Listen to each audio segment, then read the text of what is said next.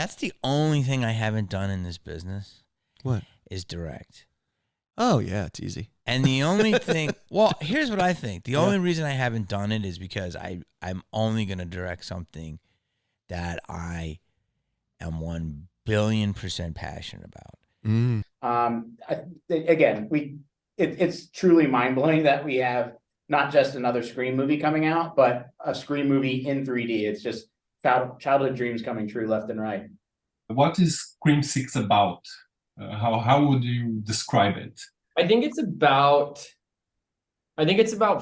4 survivors. For Christ's sake, will you just shut your trap? Shut up! Trying to reconcile themselves with something horrific that happened to them in the past. Lemon, what tragedy happened in your life that you insist upon punishing yourself with all this mediocrity? All right, welcome back to a new series called Movies That Suck. And the first movie is going to be Scream 5.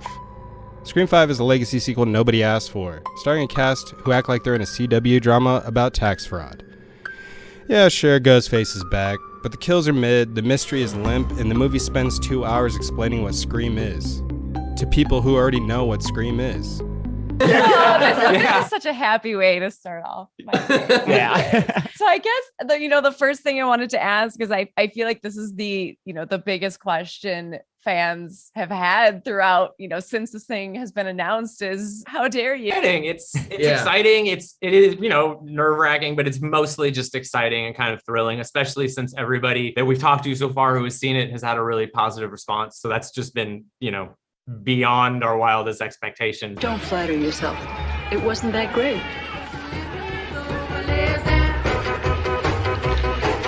By the way, how dare you was our thought too when we first walked in to read the script. We were like, how dare we? And then we read the script and it was fantastic. And we were like, great. We dare. We dare to.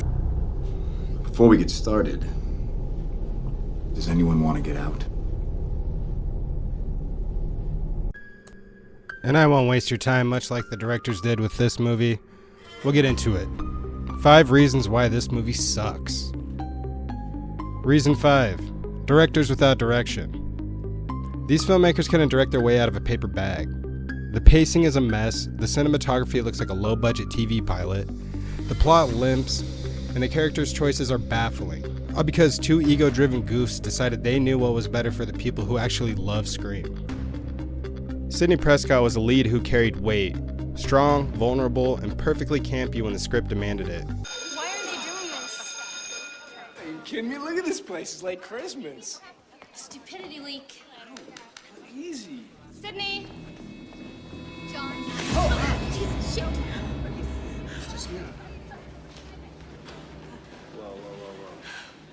You still think it's me? No, I don't. It's just somebody was there. Hey, Christy, wait Billy, someone tried to kill me. Sam is a hollow audition tape for the next scary movie. They tried to make her a darker Sydney and instead gave us a wooden, self-indulgent plank of a protagonist.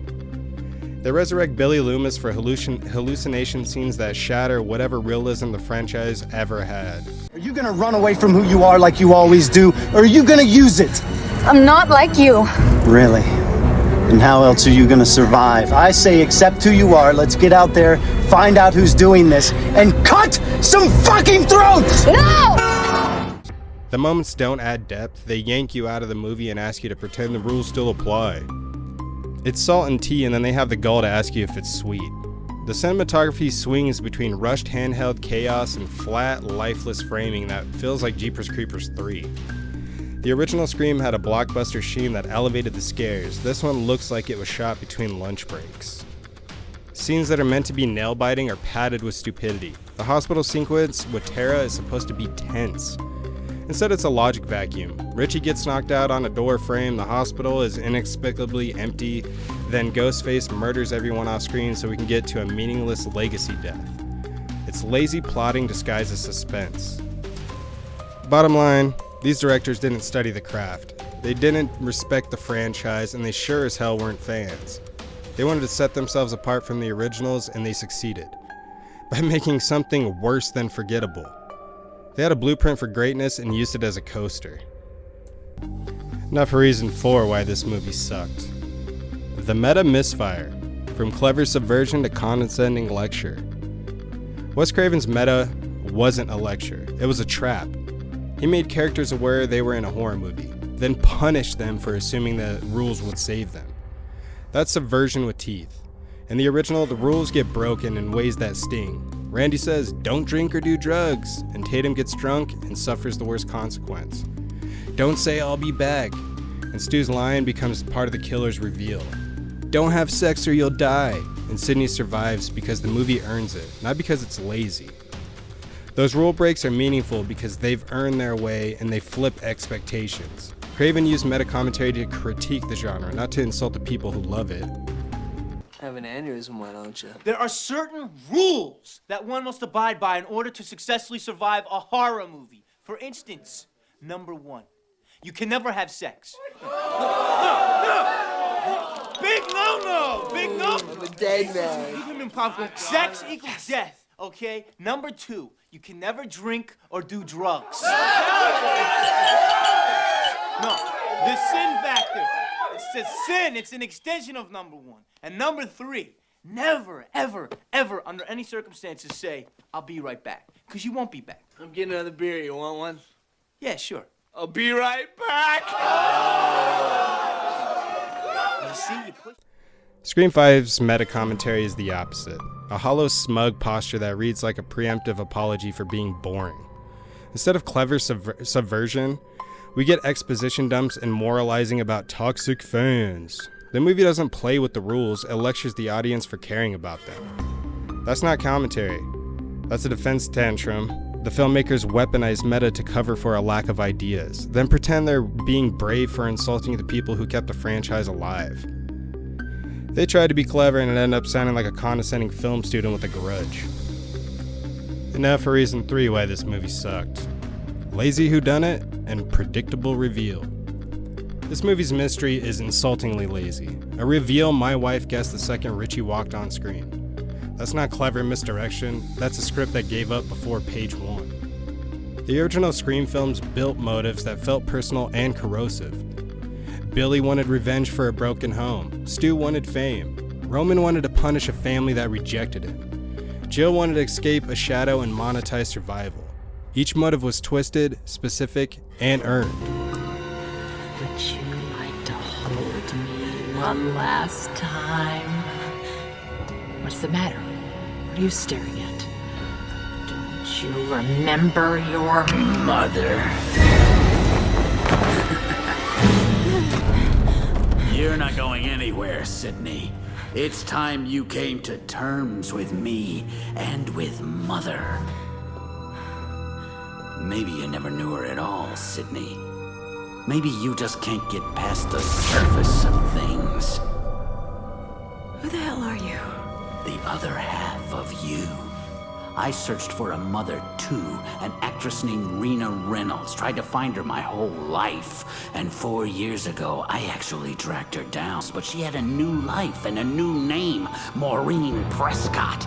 You were the only child she claimed, Sidney. She shut me out in the cold forever. Her own son.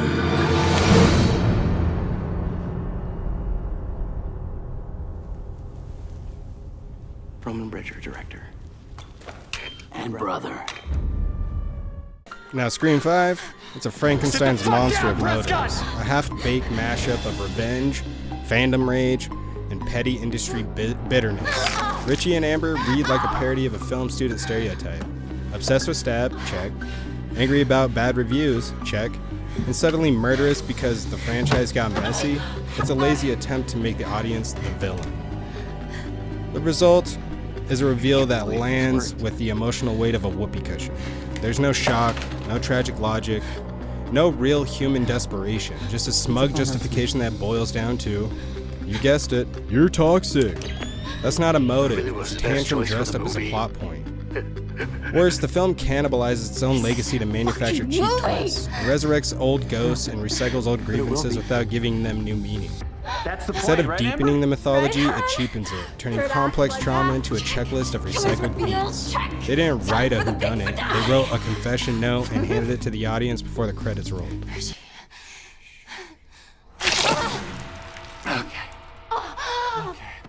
Let's get him into the kitchen.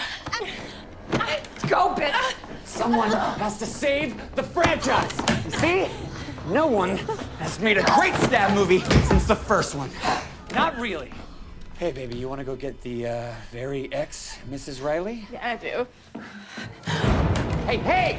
Whoa. Whoa. Sidney Prescott. You know, I'm a really big fan. Go fuck yourself. And now for reason 2 why this movie sucks. Meaningless kills, legacy sacrifice, and suspense murdered. The kills in this movie aren't tense. They're predictable and performative. Almost every death hits the same note. Legacy characters or white characters get sacrificed so the film can posture about stakes without earning them.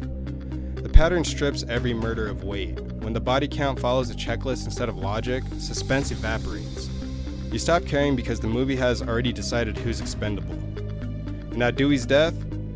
Dewey's death should have been the emotional gut punch of the film. Instead, they write him out of character to make it happen. Dewey survives Ghostface because he's clever and battle-scarred.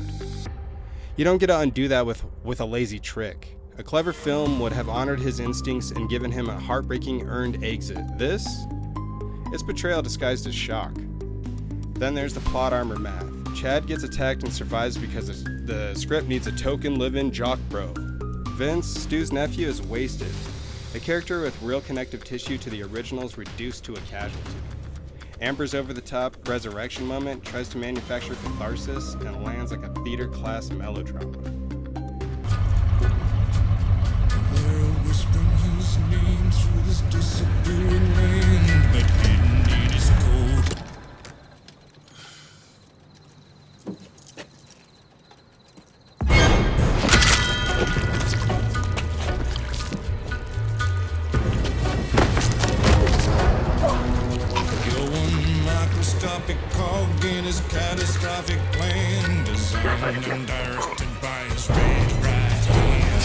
The result is a movie that kills for checklist reasons. Legacy box checking, cheap nostalgia bait, and a weird, ugly message that reads like contempt for fans who love these characters. It's not subversive, it's actually quite cowardly. They turned meaningful deaths into a diversity of convenience and called it storytelling. Like you were telling me about Wes Craven and like showing you the cat. Remember the cat bit where it was like, hey, Jamie, come here, look at this, and just shows you how to make people scared because a cat jumps. Oh, you know? And it's like, it was this jump scare. And it was like, oh, yeah. It's like they know all the elements of scary or all the elements of funny or, you know, it's. He played a thing for me. Yeah. When we were doing the playback for Scream. Mm-hmm. And he's like, the door shut. And it was so simple. And it was normal. And he goes, watch this. And then he added like this like Hans Zimmer like piano.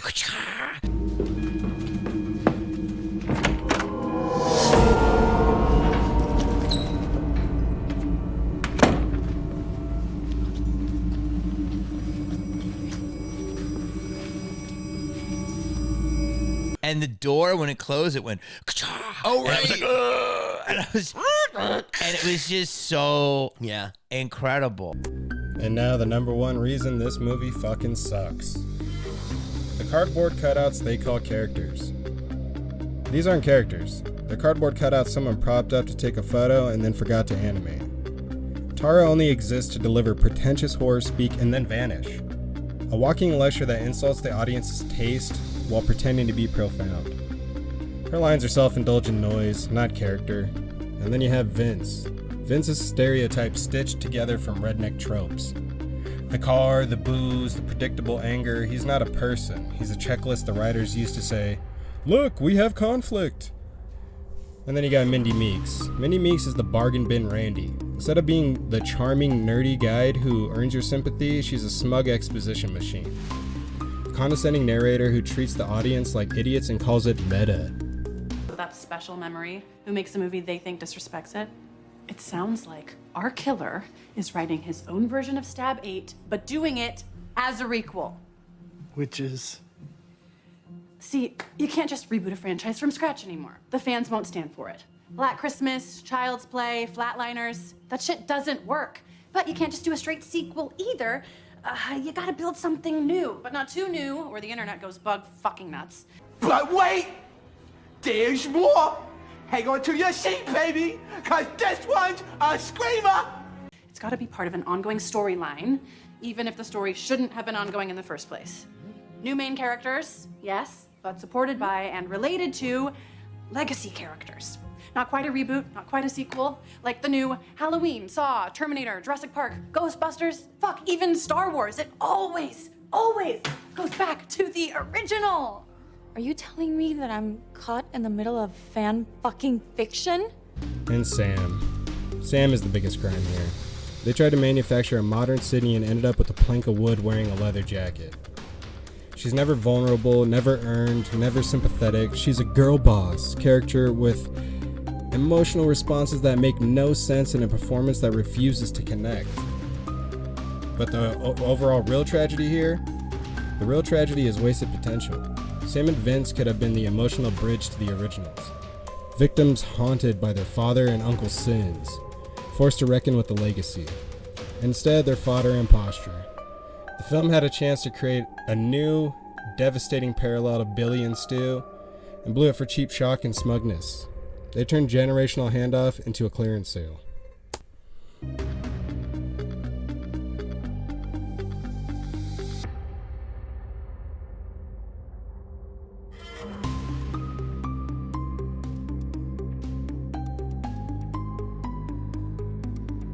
Now you've really carved out your big corner in that genre. It's like how would you compare your movies to some of your contemporaries? I don't. You know, it really. I mean, it's you're either be arrogant or stupid, and I think all of the filmmakers that I know just make the best film they can make, and that's all you can do. I mean, you're really expressing parts of yourself that you don't even understand. Sometimes you'll see a script and say, "Oh, that really speaks to me," and then you do it. But I just like any of us to do something new that we can look at and say, that's really terrific. I have never seen that on a film before. That's why I like Scream. Half of the scenes I've never seen in a movie before, so it was very exciting to direct them.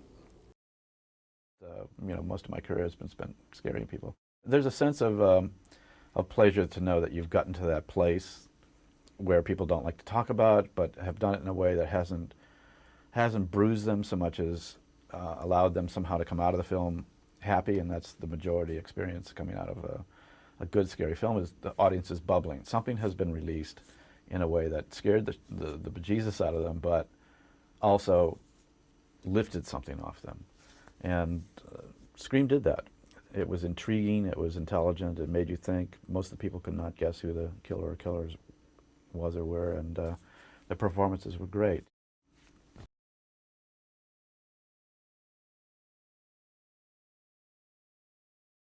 And now it's time for the nail in the coffin.